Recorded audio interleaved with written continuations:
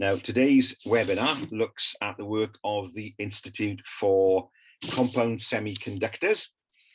Some months ago, I was talking to somebody who was part of Alacrity, Terry Matthews' company, and they had done some research on where did Wales lead the world, which sectors, and there were two in particular that were strong. One was insurance, and the other was compound semiconductors. So today is a particularly interesting debate to have, given the importance of compound semiconductors to the Welsh economy.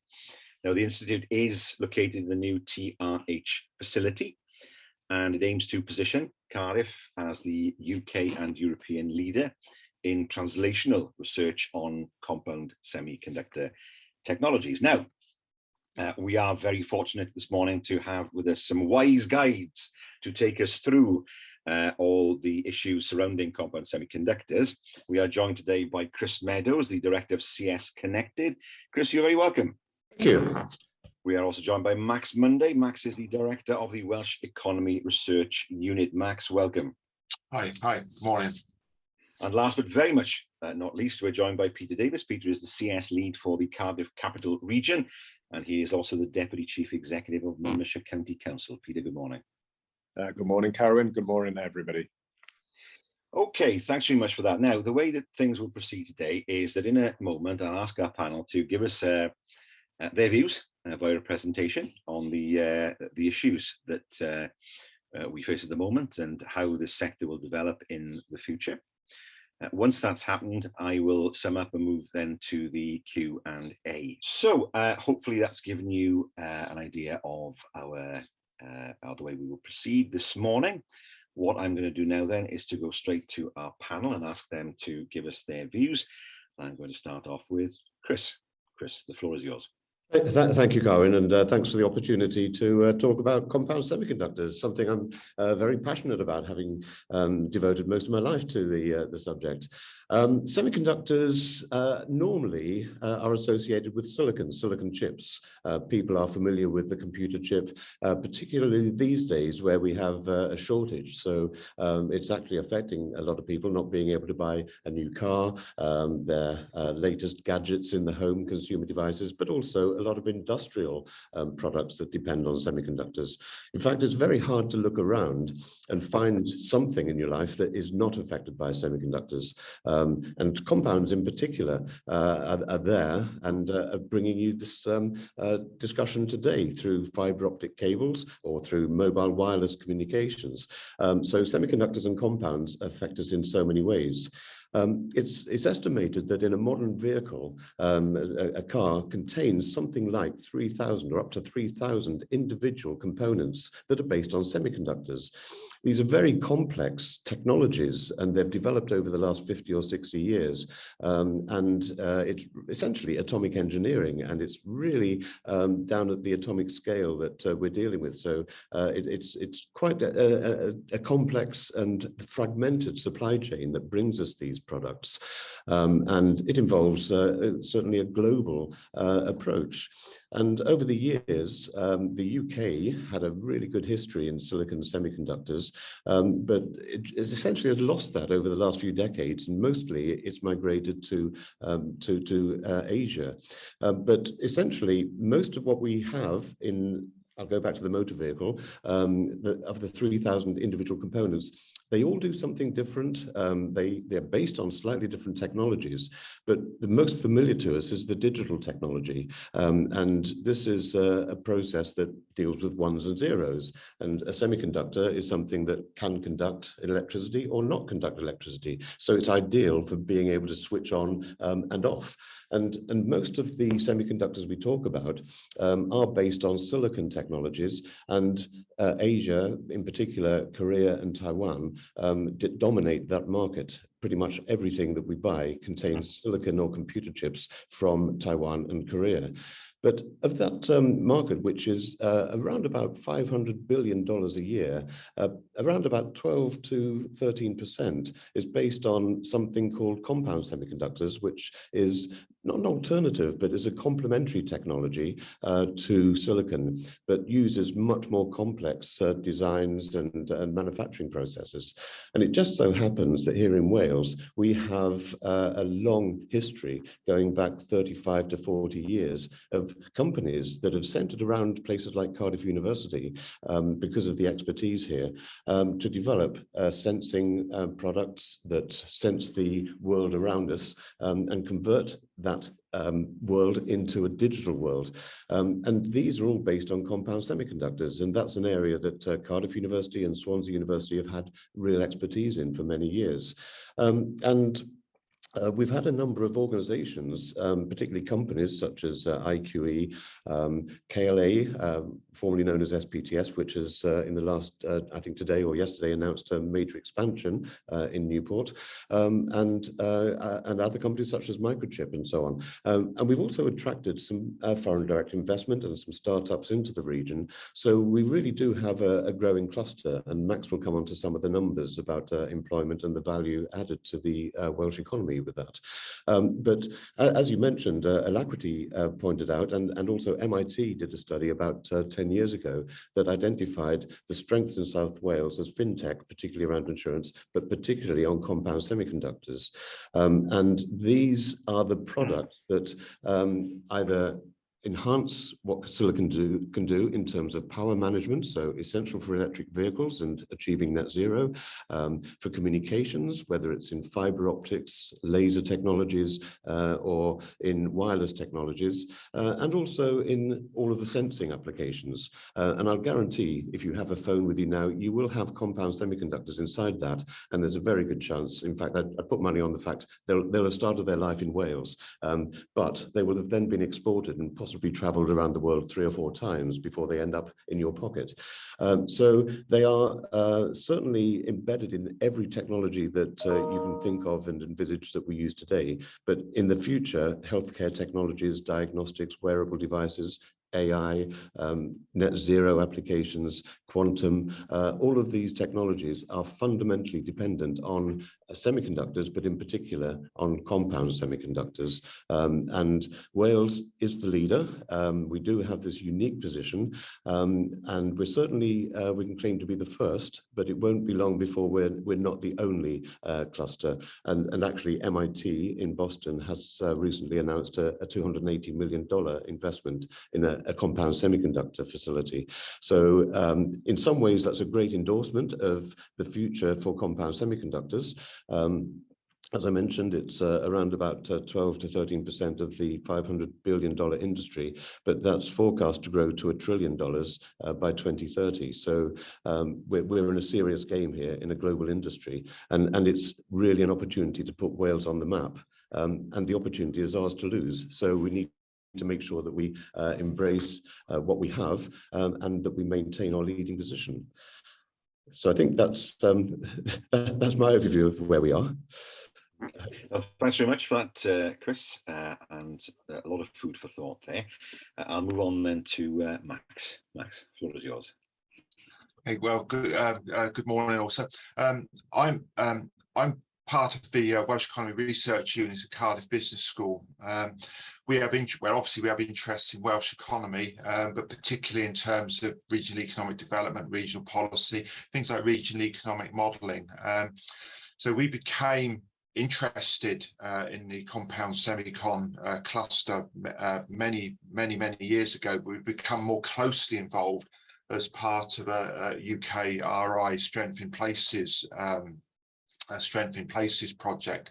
And what we're doing, myself and my team at the business school, we're doing some research and evaluation around the compound semiconductor cluster. Anyway, why are we interested? Why are we interested in terms of Welsh economic development? Why is the cluster important? I think you need to see this in terms of the wider context of Welsh manufacturing, elements of which are under some significant pressure. So when we look at Welsh manufacturing, some of those things that we've relied upon in the past for jobs, productivity growth in the past, many of those sectors are now under significant pressure. So some of those bigger sectors that I've been with since I've been here, you've grown up with, they're not going to be here in 15 or 20 years time. So we're particularly interested in new manufacturing that's already here, that's got the potential to grow, it's got the potential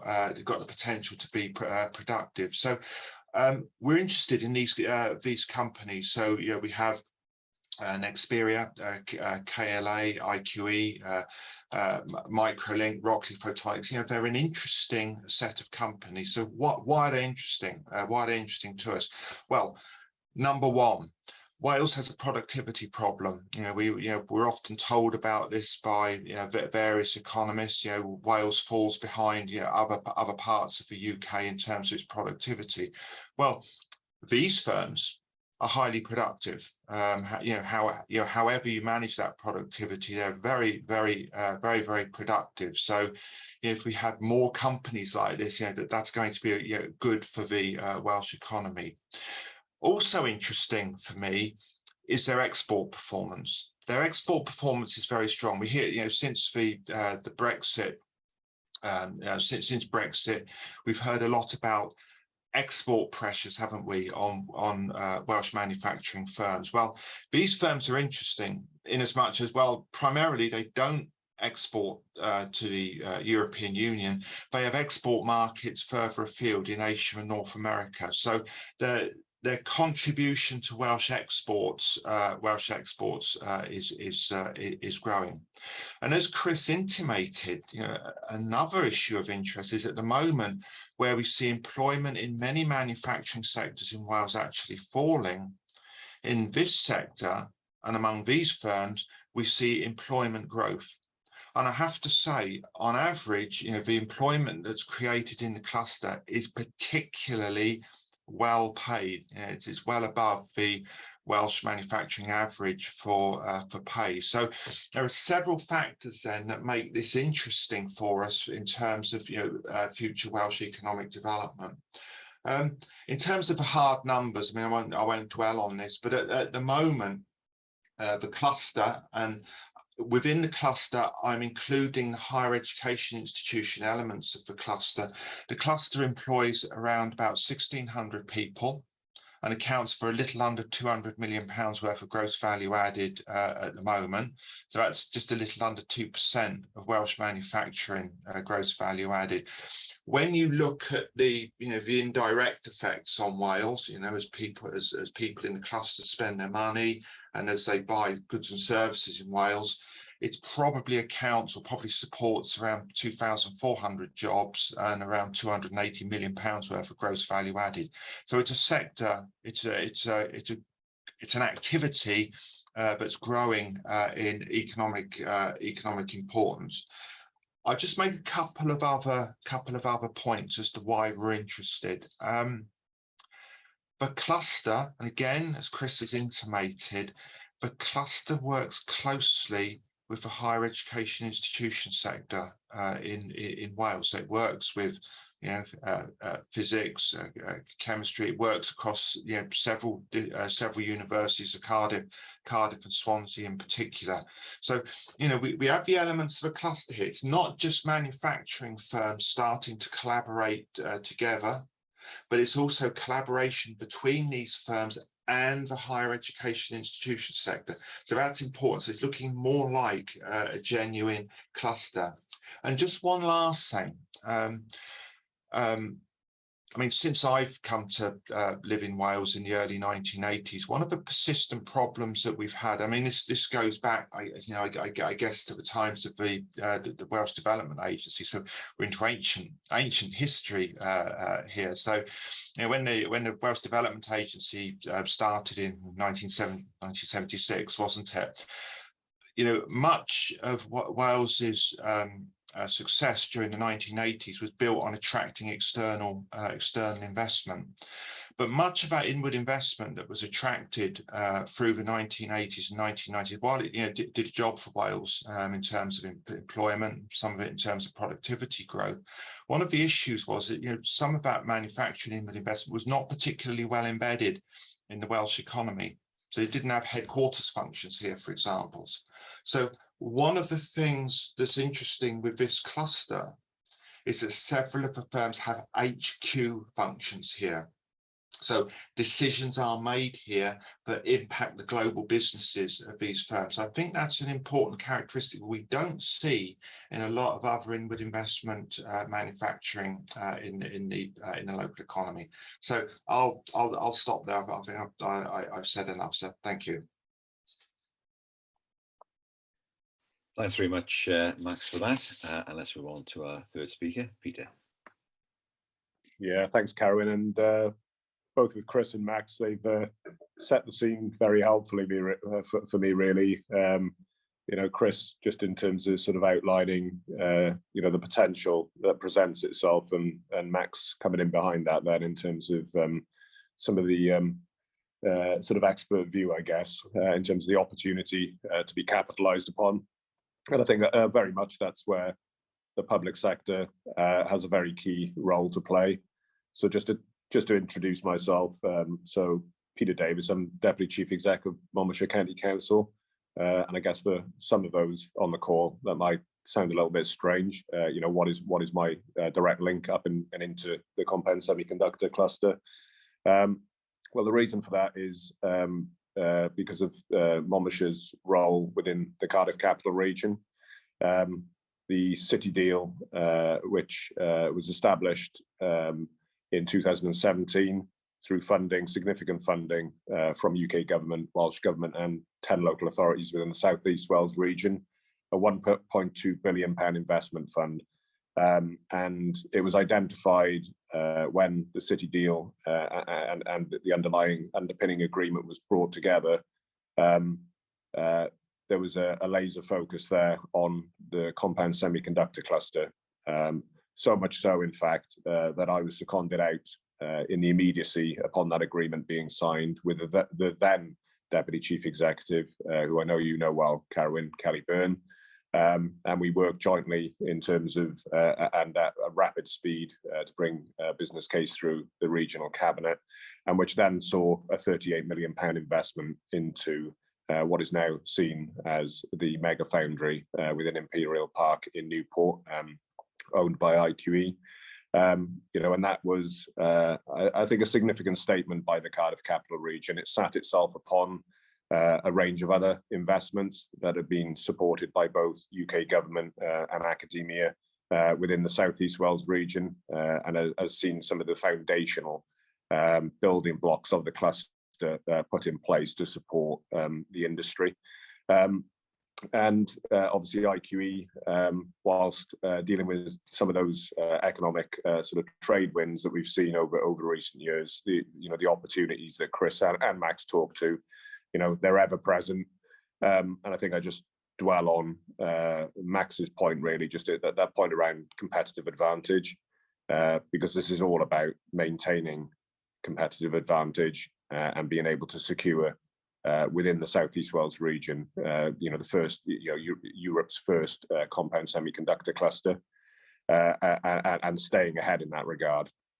And again, to the point, public sector plays a key and active role.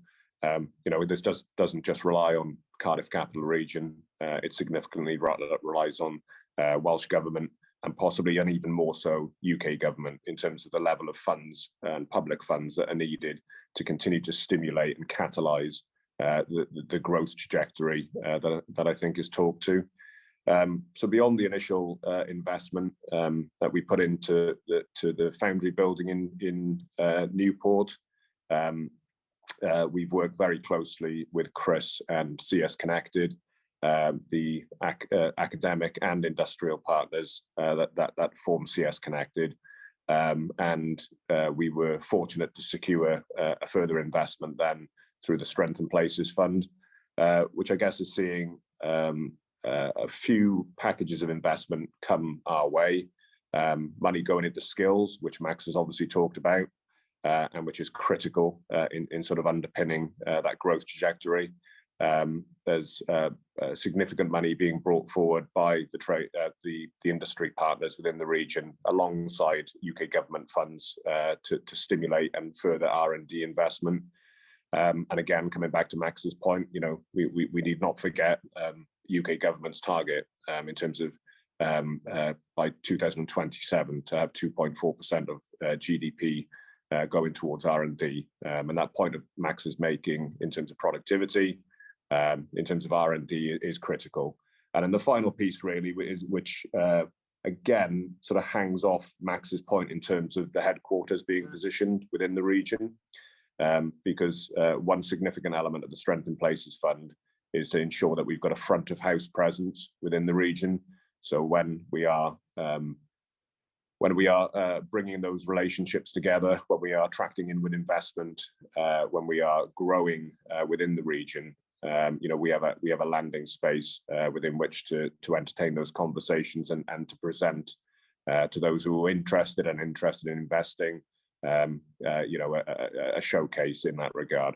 But I guess finally, I think the key point here is for public sector as a whole to remain really front and center within the conversation. You know, it's a convening role, it has a lobbying role.